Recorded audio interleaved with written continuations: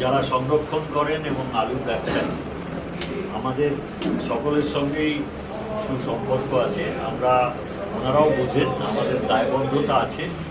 আমরা যেমন এই রাজ্যে মাননীয় মুখ্যমন্ত্রী কৃষকরা যখন আলুর ভালো দাম না পান, এইটি একমাত্র রাজ্য পশ্চিমবঙ্গ যেখানে ন্যূনতম সহায়ক মূল্য দিয়ে আলু কেনা।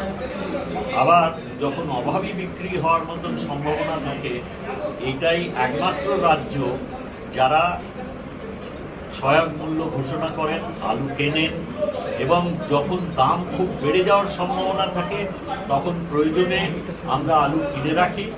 আবার এরকমও হয়েছে যে উপভোক্তাদের স্বার্থ বজায় রাখতে গিয়ে আমাদের সাবসিডি দিয়ে আলু সুফল বাংলা স্টলের মাধ্যমে বিক্রি করা হয়, এখনো করা হচ্ছে। সেই জন্যে আমরা ভারতবর্ষের দ্বিতীয় স্থানে আছি আলু উৎপাদনে। প্রয়োজনের তুলনায় অনেক বেশি আমরা উৎপাদন করি।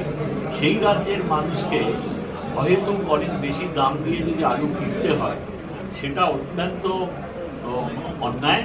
এবং এই জন্যই মাননীয় মুখ্যমন্ত্রী আগে আবেদন করেছিলেন, তারপরেও অনেক আলু অন্য রাজ্যে চলে যাচ্ছিল।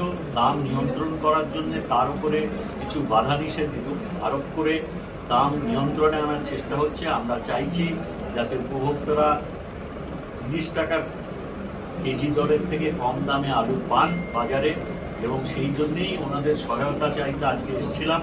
ওনাদের সঙ্গে কথা হলো। আমাদের কৃষি বিপণন মাননীয় কৃষি বিপণন মন্ত্রী গাছেরাম মান্না মহাশয় ছিলেন এই আলোচনার ভেতরে উপস্থিত। ওদেরও কিছু কিছু অসুবিধা আছে, সেগুলো বললেন, এবং ওনারা কথা দিয়েছেন যে পাইকারি বাজারে যাতে 25 টাকা কেজি দরে এইখানে আলু পাওয়া যায় তার ব্যবস্থা ওনারা করবেন কোল্ড স্টোরেজ শেড থেকে। এবং সেই আলু আমরা বিভিন্ন কলকাতা পার্শ্ববর্তী বাজারে যাতে 30 টাকার কমে পাওয়া যায় বা 30 টাকার ঊর্ধ্বে যাতে নাম ওঠে, সেই ব্যাপারে আমরা আবার যারা রিটেল ব্যবসা করেন, তাদের খুচরো বিক্রি করেন, তাদের কাছে আশা করব তারা এখানের থেকে খরচ করে ওখানে সহায়ক মূল্যে বিক্রি করবেন। আর আমাদের যে নিজস্ব যে সুফল বাংলা স্টল আছে, সেখানে আমরা 30 টাকা কমই বিক্রি করছি। দরকার 25 টাকা পেলে আমরা আরও দাম কমাবো। এবং সাধারণ মানুষের কাছে যারা উপভোক্তা, তাদের কাছে অনুরোধ থাকবে, কোথাও বেশি দাম পেলে আমাদের দাম যদি দিতে হয় আমাদের জানাবেন। আমরা চেষ্টা করছি একদিকে যেমন কৃষকদের স্বার্থ দেখার জন্য মাননীয় মুখ্যমন্ত্রী এই আবহাওয়ার বিভিন্ন কারণে যে যখন আলু রোগগ্রস্ত হয় বা ব্যাহত হয় আলু চাষ, তার জন্যে সম্পূর্ণ নিখরচায় বিমার ব্যবস্থা করেছেন।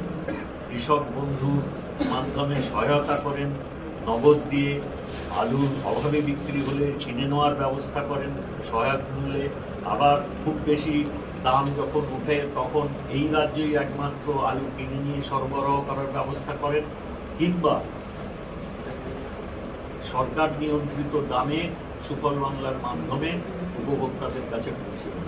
আজকে আমরা যারা সংরক্ষণ করেন, কোল্ড স্টোরেজের মালিকের সংগঠন এবং আলুর ব্যবসায়ী যারা সংগঠন আছেন, তাদের সঙ্গে এই নিয়ে আলোচনা হলো যাতে আমরা এই বছরে রাজ্যের মানুষের আলুর প্রয়োজনীয়তায় কোনো ঘাটতি না হয় এবং দাম যাতে খুচরো বাজারে 30 টাকার ঊর্ধ্বে না ওঠে, তার জন্যই আমরা সচেষ্ট।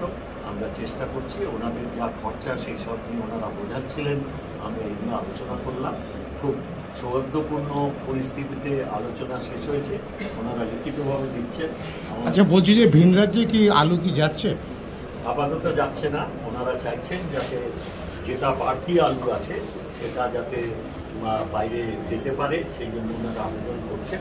আমরা এই ব্যাপারে পর্যবেক্ষণ করব এবং সুনিশ্চিত হয়ে আমরা এই ব্যাপারে মাননীয় মুখ্যমন্ত্রীর কাছে আমরা সব আজকের যে আলোচনা হলো তার বিস্তারিত সংবাদ দিয়ে আমরা সিদ্ধান্ত